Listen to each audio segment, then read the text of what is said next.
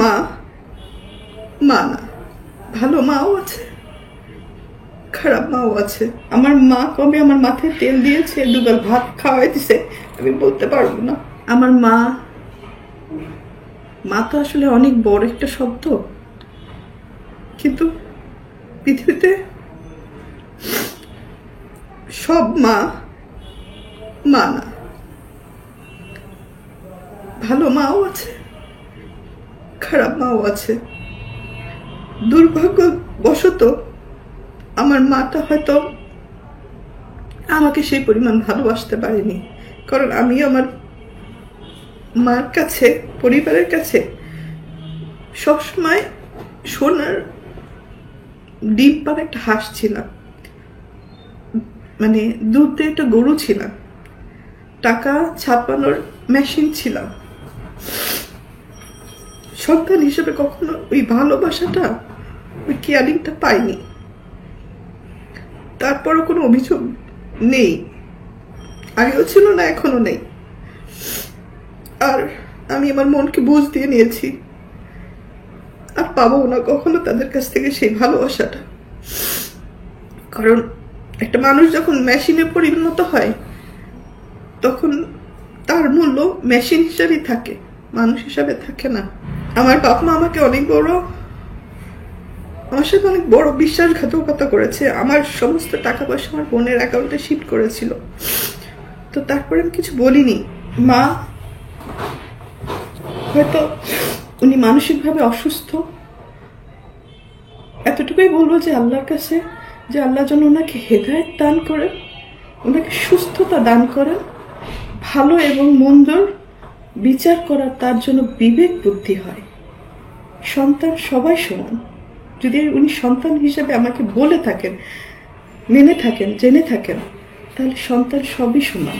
আমি কিন্তু কারো জমি দখল করিনি। যে মানুষটা সারা জীবন সবাইকে দিয়ে গেছে, আমার ভাই বোনের কাছে আমার কিছুই চাওয়ার নেই, কিছুই পাওয়ার নেই, শুধু একটু সম্মানের আশা করি।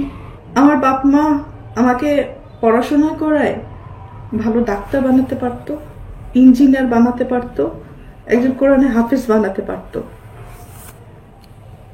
অনেকে ব্যঙ্গ করে বলে আপনার মা আপনাকে নায়িকা বানাইছে। আমার মা আমার জন্য কি চেয়েছে, আমার ভাই বোনদের জন্য কি চেয়েছে।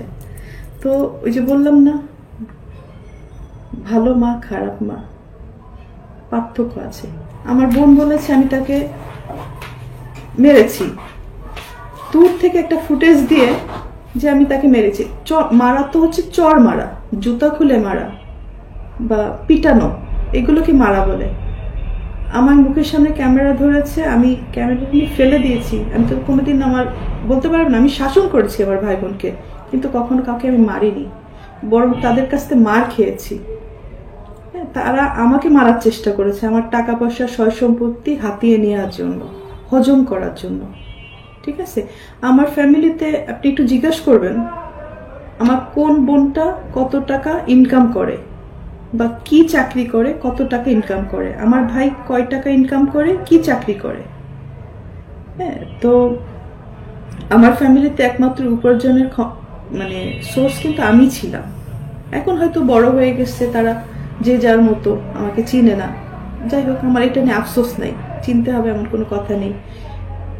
আমার ভাই বোন এবং মাদের কাছে একটাই অনুরোধ, আমাকে চেনার দরকার নেই, আমাকে শুধু একটু ভালো থাকতে দিলেই আমি খুশি, আমাকে একটু সুন্দরভাবে বাঁচতে দিলে আমি খুশি, আমার কিচ্ছু লাগবে না।